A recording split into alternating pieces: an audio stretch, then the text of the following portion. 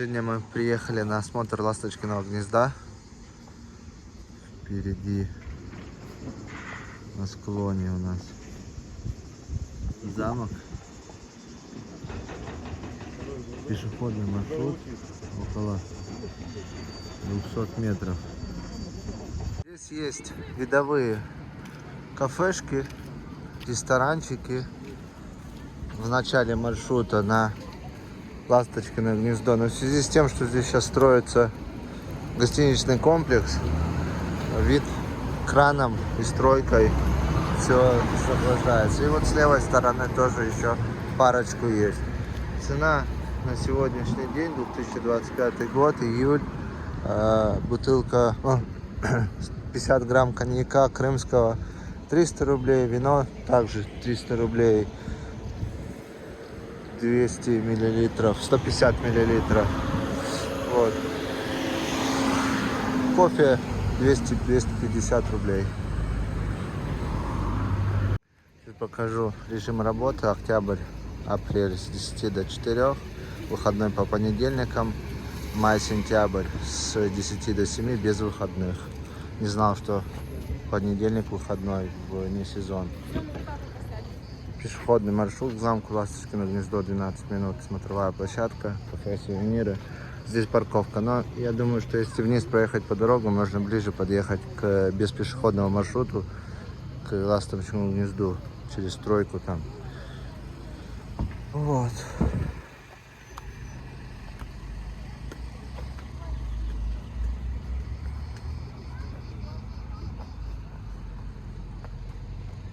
Это у нас такая пешеходная тропа. Замок был построен в 1905 году, реконструирован в 1970-х годах. Мне ребята рассказывали, с которыми я познакомился на днях на вечерней прогулке по Ялте.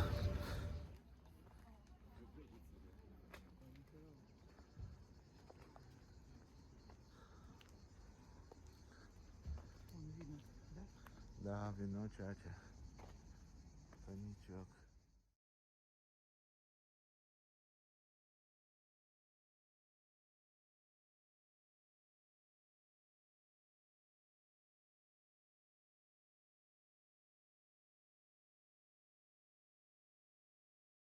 Билет взрослый сюда на территорию дворца 200 рублей, льготные студенты, школьники 100 рублей и все ветераны. Льготная категория граждан, кому Российской Федерации по федеральному закону предоставляется бесплатный вход, входят бесплатно.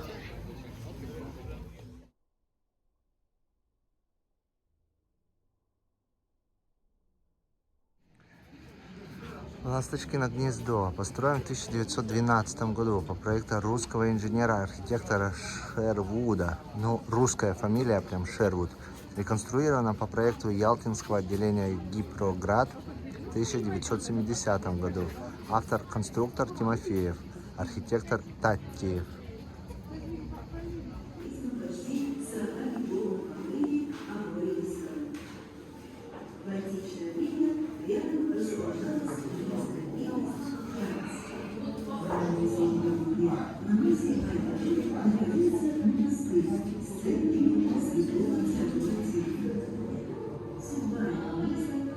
Какая женщина в шляпе.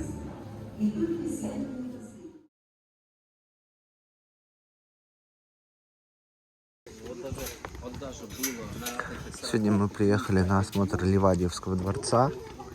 Здесь проводятся две постоянные экскурсионные программы: Ялтинская конференция и летняя резиденция императорской фамилии Романовых. Это один из последних дворцов династии Романовых на южном побережье Крыма. Комплекс сооружен в сооружении дворца 1910-1911 год. Подлежит государственной охране. Комплекс Пруд-Палаццо. Здесь вот обзорная прогулка для людей, маломобильных людей, проводится на автомобиле. Посмотрим. Пляж 200 рублей человек, прогулка по парку. 1000 рублей человек и прогулка по парку. Куда подъезжать? Машинка выехала.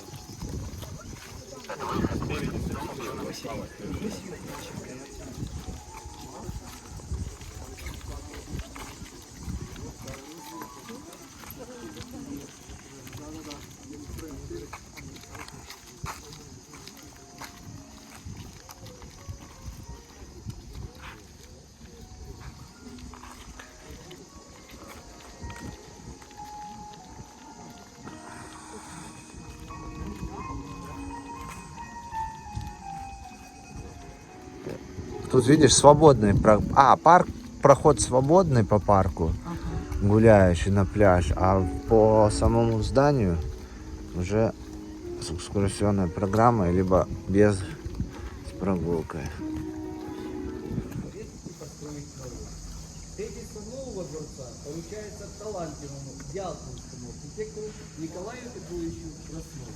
Николай Петрович Краснов был прекрасно знаком с рельефом, особенностями и условиями южного берега Крыма. Когда мы с вами поднимемся на второй этаж, мы увидим, какие прекрасные виды южного берега Крыма открываются от дворца. Николай Петрович Краснов строит этот прекрасный белоснежный дворец в стиле итальянского возрождения. Стиль возрождения – это развитие архитектуры на рубеже 15-16 веков в странах Западной Европы, особенно в Италии. И если нужно вкратце характеризовать этот стиль возрождения, это развитие и возрождение духовной и материальной культуры античности. Древний Рим, Древняя Греция. Прежде всего, правильные пропорциональные симметричные элементы зданий. Использование представителей элементов колонны, купола и другие. Николай Петрович Краснов строит этот прекрасный дворец за 17 месяцев. С апреля 1910 по сентябрь 1911 года. Строит его с современными на тот момент особенностями и условиями и средствами. Бетонное основание, железобетонные перекрытия. Стены возводят из белого инкерманского камня, который сейчас забывается от Севастополя. Дворец был оборудован современными средствами. Электрики Ольга и Татьяна и медальон буквами М, А, младшие дочери Мария и Анастасия. Подойдите, пожалуйста.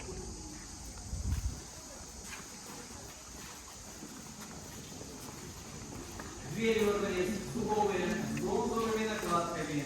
Над дверьми герб дома Романовых с девизом «Наверху».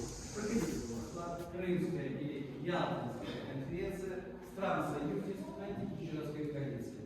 В дальнейшем я буду говорить только Крымская, вы будете знать Ялтинская. Подойдите, пожалуйста, к проведению стола.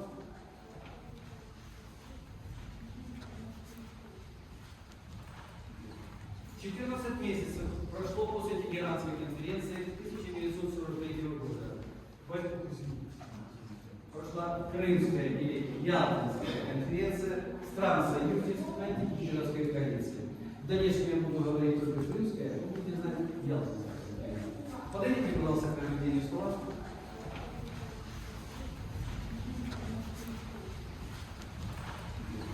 «14 месяцев прошло после Тегеранской конференции 1943 года. Из красного дерева с бронзовыми накладками. Люстра из бронзы. 16 век, Англия. Начало 20 века мода была оформлять бильярдные в этом стиле.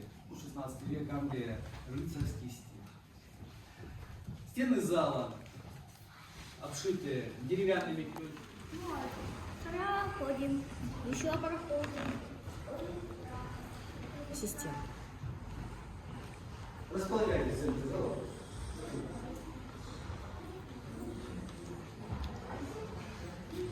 Кабинет его императорского величества. Мы с вами в рабочем кабинете императора Николая II. На первом этаже мы с вами знакомились с парадным кабинетом императора. Сейчас мы с вами в рабочем кабинете. На стенах зала сохранилась деревянная ширка из мореного клена, камин из крымского камня гелий. В зале находится мебель, изготовленная русскими мастерами в конце 19-го, начала 20 века. Императорская семья Николая II любила Ливадийский дворец. Как говорила одна из старших дочерей, в Петербурге мы служим, в Ливадии мы живем. Но императорская семья Николая II побывала в Ливадийском дворце всего 4 раза. Осенью 1911 и 1913 годов и весной 1912 и 1914 годов. В дальнейшем, после начала Первой мировой войны, императорская семья Николая II считала невозможным находиться на отдыхе. Императорская семья пребывала в Крым до Севастополя на поезде. Каждому члену императорской семьи были подготовлены карты расписания. Один экземпляр можете видеть на стене зала с правой стороны от камина. В карте расписания указан маршрут из Царского Села до Севастополя и расписание остановок. В Севастополе императорская семья пересаживается на яхту «Штандарт». Это было первоклассное судно того времени. По последнему слову инженерной и технической мысли. Фотографию яхты «Штандарт» можете видеть на стене зала с правой стороны или макет слева от стола. Императорскую семью в поездке в Ливадийское имение сопровождало большое количество фрейлин и придворных. Императорский двор. Руководил императорским двором министр двора барон Владимир Борисович Фредерикс.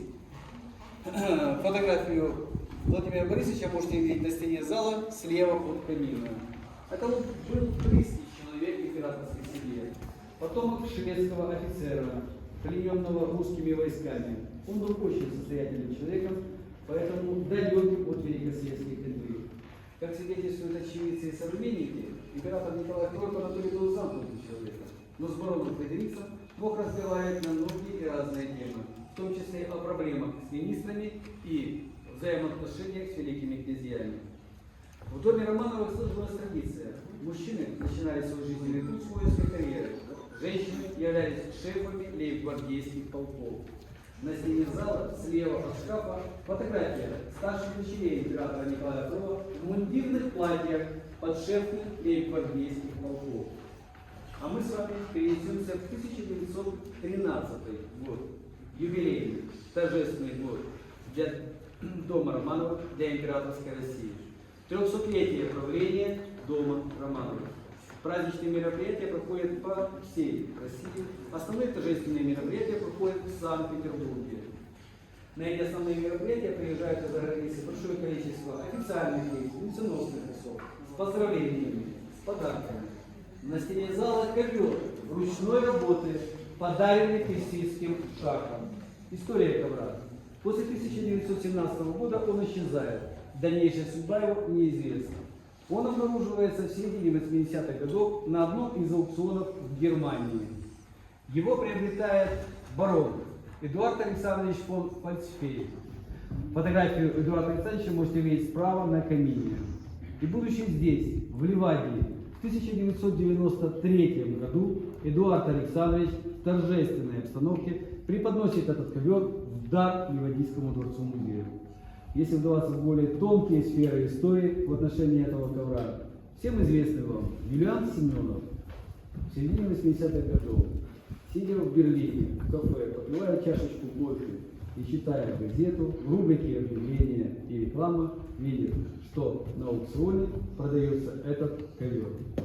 Стоил он баснословных денег, но он был в хороших отношениях с Эдуардом Александровичем. Он знал, что Эдуард Александрович может в итоге, вы видите этот ковер на стене Ливадийского дворца. Зеркало деревянное, это же Спальня. стены зала были обшиты белыми лакированными деревянными панелями, но они не сохранились. В зале была мебель светлого тона. Во всех личных покоях императорской семьи Николая II всегда было много семейных фотографий. И здесь по этим фотографиям, мы какой сельский зал, мы познакомимся с вами с семьей императора Николая II.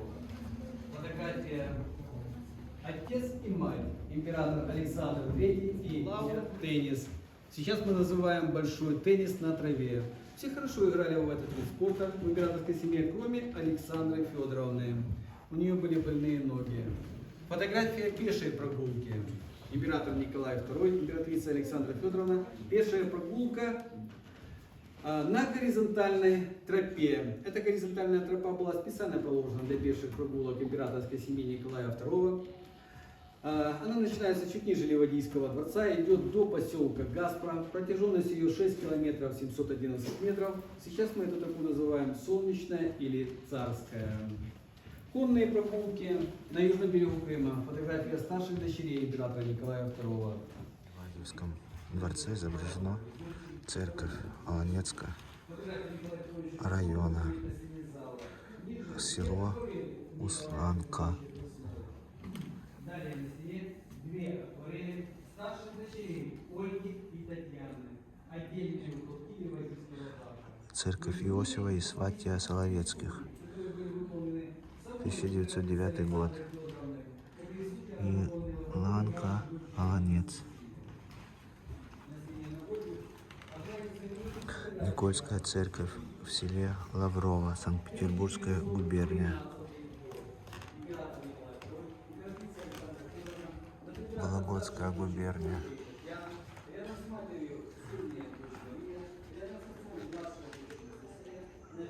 Витебск, Успенский кафедральный собор. Пароход Тюмень. Министерство путей сообщения. 1912 год. Картонный завод Лопарёво, Аланецкая губерния, Белый ручей. Аланецко-Белый ручей, Лаврово, картонный завод. 1909 год. Перед нами или первый на южном берегу Крыма Соловецкий монастырь.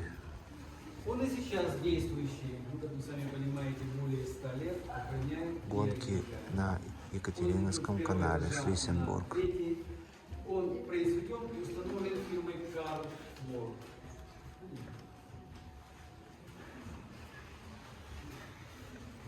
Село Ильмесельга, Карелия. Ильмесельга, Карелия. Приятно, что здесь картины, изображения нашего Карельского края. Пристань на Онежском озере в городе Кондопоги, 1915 год.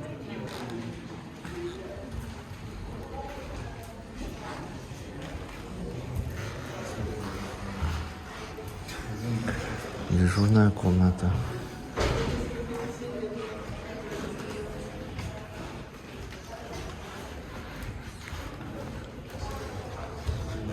Архитектор высочайшего двора, академик Краснов Николай Петрович.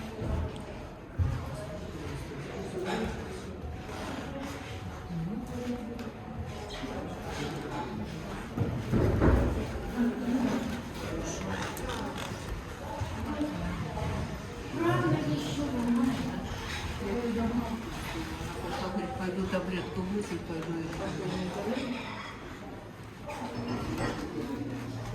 Надо было.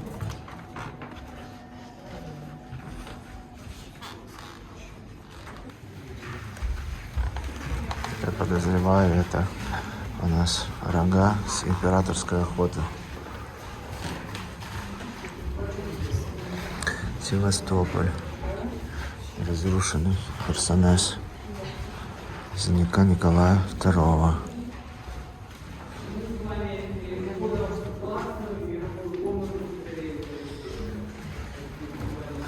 26 августа, понедельник.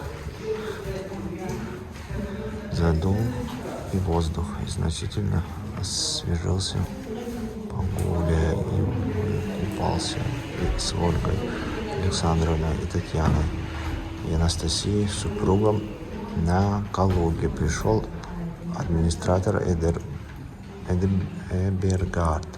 Я его принимал, и он завтракал. В полтретьего отправились с Ольгой Александровной, первой Анастасией Комаровым в Семиес, в Мальцево. Он повел нас в Скалес, генеральской крепости. Значит, Николай II вел свой дневник.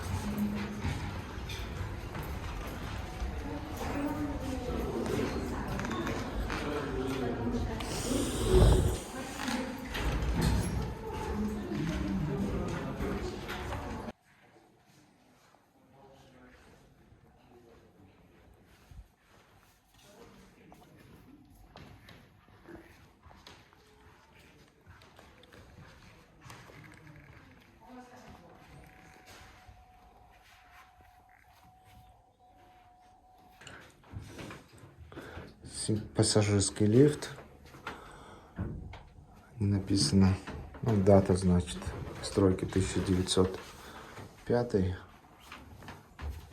1907. Здесь у нас 80 ступеней. Ведется на солярий. Это на крыше обустроено место для принятия солнечных ванн. Здесь портреты Николая II.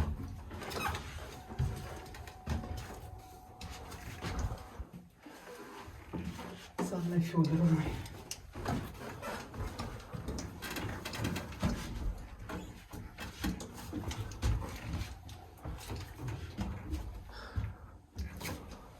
Гулять пошел по Ливадиевскому парку. Тропа около 1,5 километров, ведущая к морю.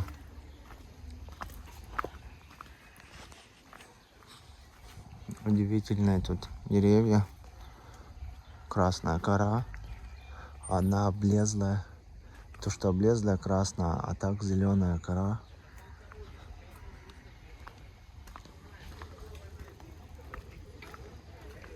Малый дворец цесаревича. То есть здесь раньше был малый дворец цесаревича. Органный зал с левой стороны.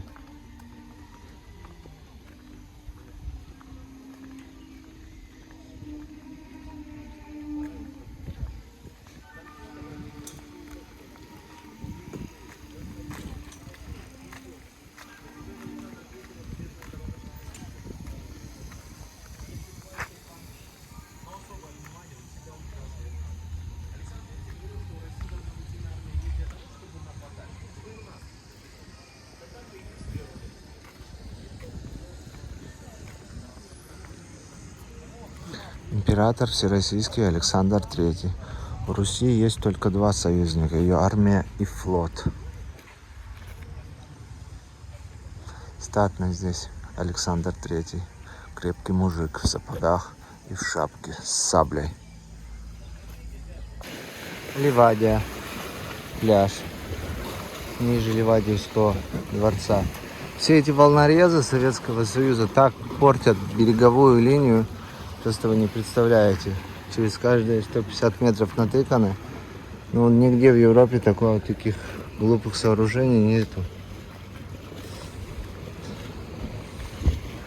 Можно эту бухту было вот так загородить, там полукругом волнорезами. Вот это надо все разрушить и сделать красивый променад. Тем более здесь мимо дворцов Ливадиевский, Ласточкино гнездо. Здесь в основном купаются местные